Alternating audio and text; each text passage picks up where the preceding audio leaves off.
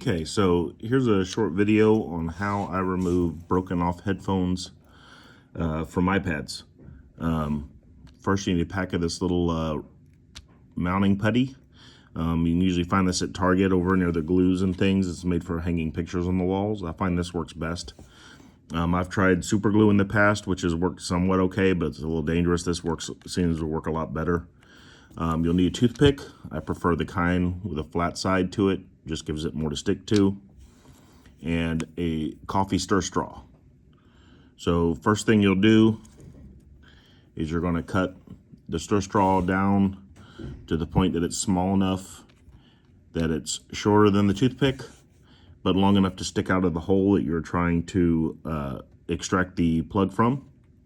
And you'll take a little bit of the mounting putty. I've got a little pinch of it right here. You're going to pack that into the tip of the straw. I do this so that the putty doesn't end up all over the side walls and sticking to things inside the straw you don't want. You don't have to pack it completely full, but you want a nice amount in there to really stick to and wrap around the plug piece that's broken in there. So try to get that as completely in there, as flush as you can. I think that's about as good as I'm going to get it. Maybe give that a little bit more of a working over so you can see it's pretty much clear. I might have just a tad too much putty, but I think that'll work. I think that's enough and safe enough that it's not going to get too bad in there where I don't want it to be. So anyways, then you take your iPad, you're going to stick it, the end with the putty, down into the hole, and you want to push on it to try to get it to really stick.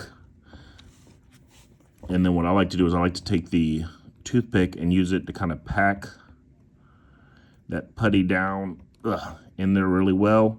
Give another push. And then usually what I find works best most of the time is just a quick yank. If you pull it slow, it doesn't like to pull it out. But if you do it, you got everything stuck really good. Give it a yank. And there's the tip right there.